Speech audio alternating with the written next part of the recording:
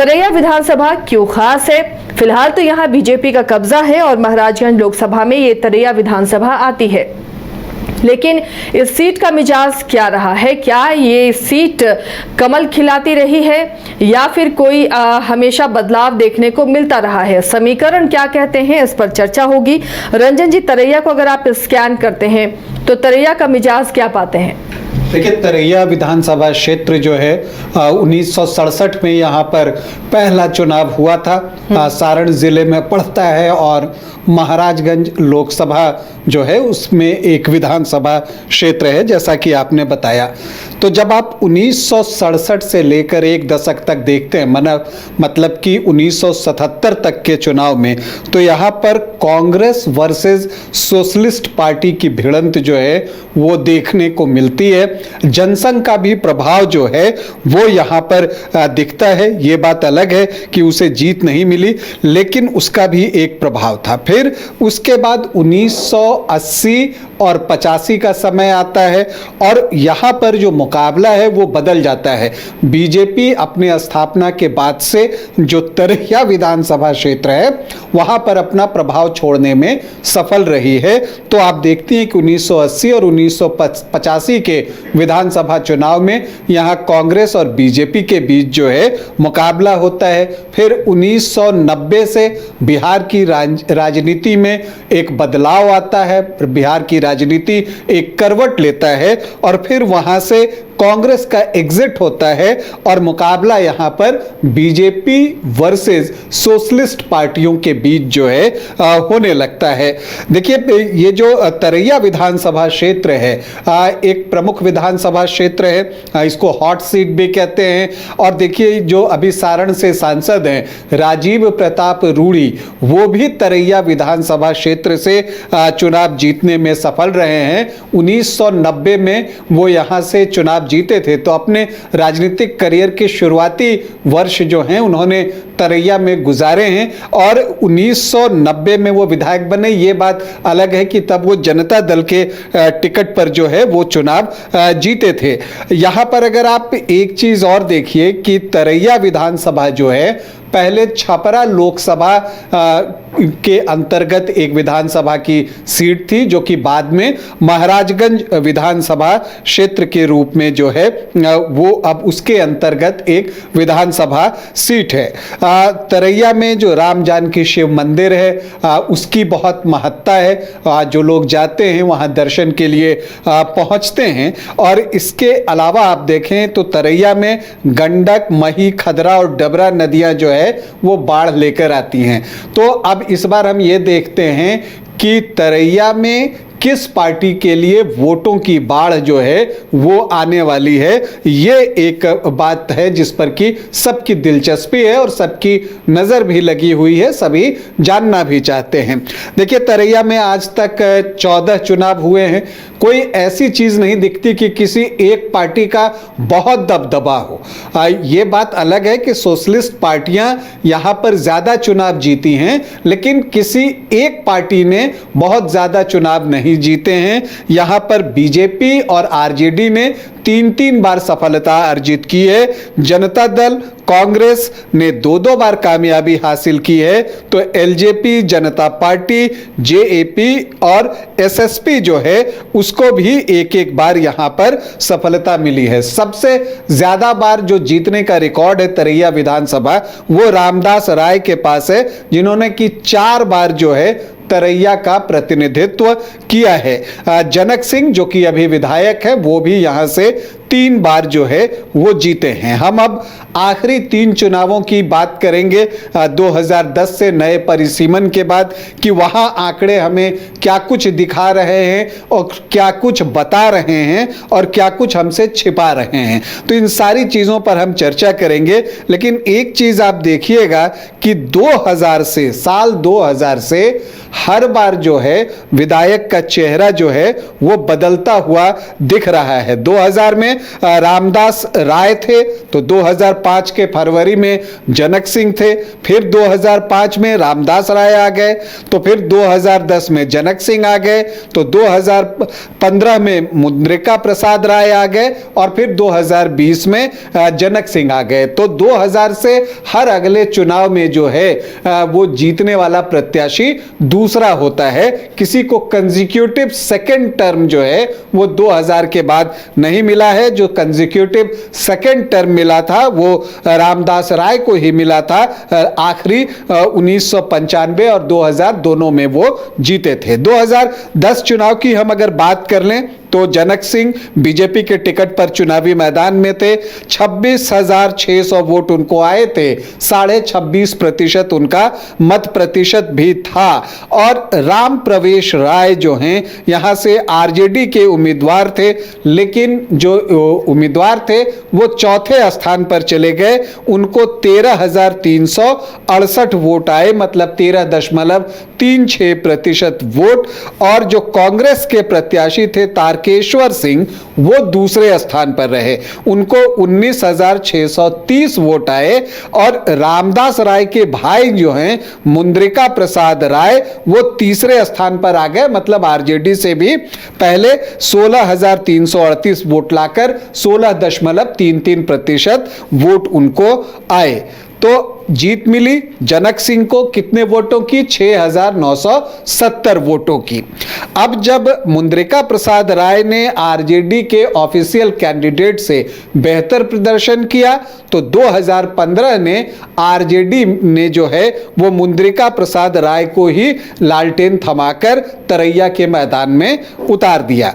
और मुद्रिका प्रसाद राय ने उन्हें निराश भी नहीं किया, वहां पर आरजेडी का लालटेन उन्होंने जला दिया। जनक सिंह को आए 48,572 वोट, मतलब कि 33.7% वोट। और जो महागठबंधन के प्रत्याशी थे मुद्रिका प्रसाद राय, वो महागठबंधन जिसमें जेडीयू, आरजेडी और कांग्रेस तीनों शामिल थे, उनको आए यहां पर 69,012 वोट, मतलब कि 47.88% वोट। और उनको जीत मिली 20,440 वोटों की।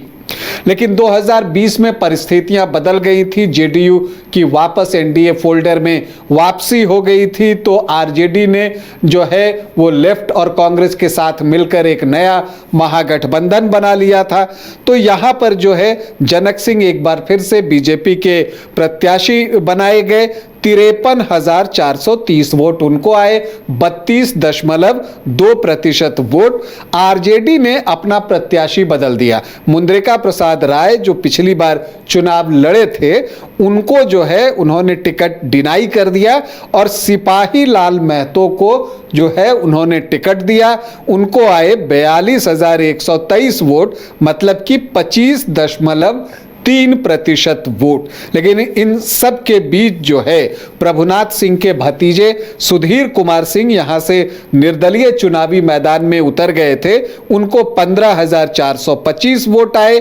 और जेडीयू के बागी शैलेंद्र प्रताप भी निर्दलीय चुनाव लड़ रहे थे, उनको भी 13,995 वोट आए, मतलब कि 8.4% वोट। और मुद्रिका प्रसाद राय जिनका कि टिकट कटा था, सिटिंग विधायक होते, वो भी चुनाव लड़ते हैं, उनको जो है 7,289, मतलब कि 4.4% वोट आता है। तो इस मल्टी कॉर्नर फाइट में जो है जनक सिंह 11,307 वोटों से तरैया में जीतने में सफल होते हैं। तीसरी बार ये अवसर था जब वो तरैया के प्रतिनिधित्व करने के लिए चुने गए थे। तो जब आप इन चुनावों को देखती हैं तो लगता है कि 2015 को छोड़ दें तो ट्रायंगुलर या मल्टी कॉर्नर फाइट ही जो है वो तरैया में देखने को मिलती रही है। और ख़ास बात ये है कि इसमें जो तीसरा, चौथा, पांचवा कोण भी खुलता है, उसको भी ऐसा नहीं है कि 2-3 हज़ार वोट आते हैं, सभी कोई 14,000, कोई 15,000,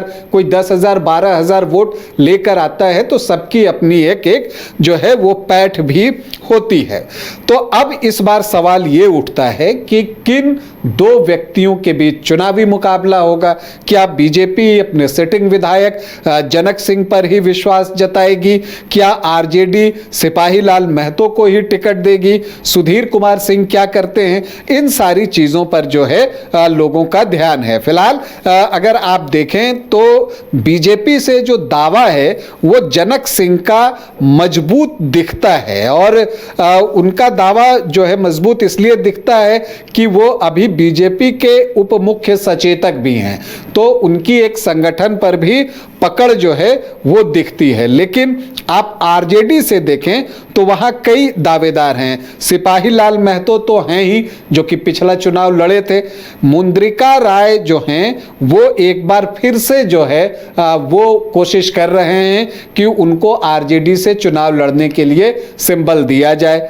क्या ऐसा होगा ये देखना जो है दिलचस्प होगा। इसके अलावा मिथिलेश राय हैं जो कि पिछला चुनाव लड़ गए थे 2020 में निर्दलीय और लगभग 5.5% वोट लेकर आए थे, तो वो भी एक दावेदार हैं। और शैलेंद्र प्रताप सिंह जो हैं जो कि पिछली बार निर्दलीय लड़े 2020 में और लगभग 14,000 वोट लेकर आए थे, उनकी भी कोशिश है कि वो आरजेडी के टिकट पर चुनाव लड़ें।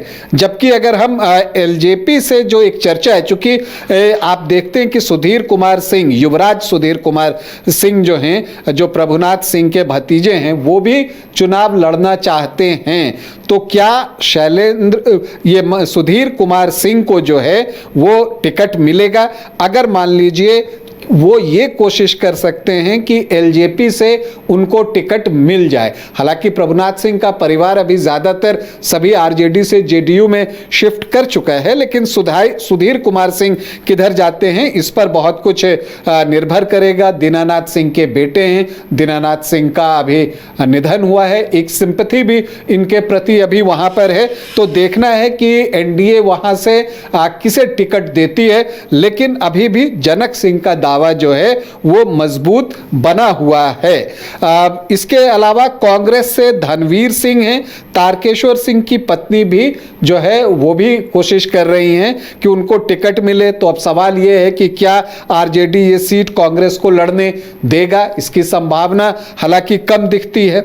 अब हम यहाँ के जातीय समीकरण को देखते हैं कि किसका कितना वोट प्रतिशत है। ये एक अनुमान है, वो पहले ही बता देता हूं, और एक अनुमान के आधार पर जो आंकड़े हमें अलग अलग जगहों पर मिलते हैं उसका विश्लेषण करके एक निकालने की हमारी कोशिश होती है।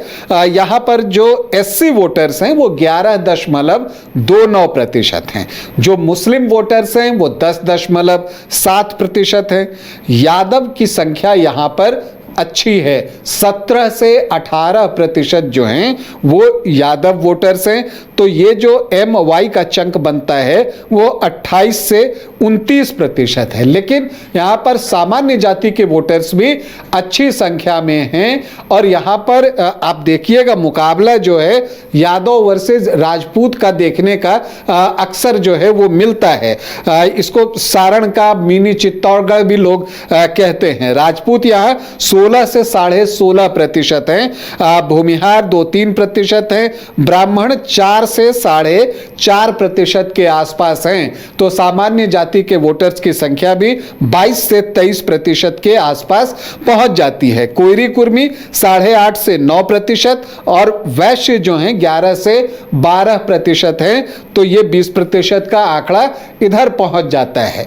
तो ऐसे देखकर लगता है कि जो एनडीए का फोल्डर है उस तरफ जो परंपरागत वोटर्स हैं उनका प्रतिशत ज्यादा है। लेकिन खेल यहीं पर नहीं है, ये यादव और राजपूत बहुल क्षेत्र है, लेकिन यहां फैसला जो है वो अति पिछड़ी जातियां और अन्य पिछड़ी जातियां ही मिलकर करती हैं, जिनका की मत प्रतिशत लगभग 18 से 20% है।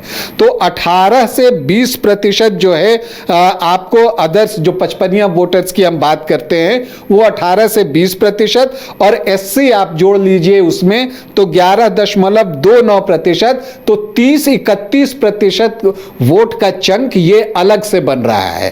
तो जो अपने परंपरागत वोटर्स के साथ ये जो 30-32% का चंक बन रहा है उसमें से बड़ा हिस्सा अपने साथ निकाल कर ले जाता है, आपको तरैया में जीत उसी को मिलती है। और यही वजह है कि बीजेपी और आरजेडी में यहां टक्कर जबरदस्त होती है। 3 बार बीजेपी जीती है तो आरजेडी ने भी 3 बार यहां पर लालटेन जलाया है, और उसके पीछे यही सारे समीकरण जो है वो काम करते हैं। तो अब ऐसे में देखना है कि क्या एक बार फिर से तरैया में कमल खिलेगा। देखिए, जनक सिंह के साथ एक दिलचस्प आंकड़ा है।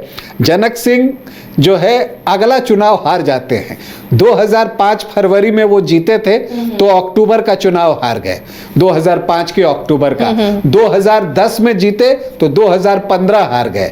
अब 2020 में जीते हैं तो अब 2025 में क्या होता है ये देखना जो है वो दिलचस्प होगा। लेकिन तरैया में आप ये मानकर चलिए कि मुकाबला बहुत कांटे का होगा, और वो आमने सामने की लड़ाई होगी या फिर जो ये एक मल्टी कॉर्नर ट्रेंड यहां पर बन गया है, क्योंकि टिकट तो जो 2 प्रमुख गठबंधन है 2 को ही दे पाएंगे। तो जो बाकी यहां पर जो प्रत्याशी हैं जिनकी की अपनी पैठ है तभी वो 10-15 हजार वोट लेकर आते हैं, तो वो चुनाव लड़ना पसंद करते हैं। अगर वो चुनाव लड़ते हैं तब परिस्थितियां अलग हो जाती हैं, क्योंकि कौन किसको ज्यादा डेंट मार रहा है ये कहना जो है बड़ा मुश्किल होता है, और ये समझते समझते चुनाव निकल जाता है। तो इसलिए यहां पर जो तरैया में चुनाव होगा उसमें जो 2 प्रमुख पार्टियां हैं बीजेपी और आरजेडी पर तो नजर होगी ही, जो अन्य उम्मीदवार उतरेंगे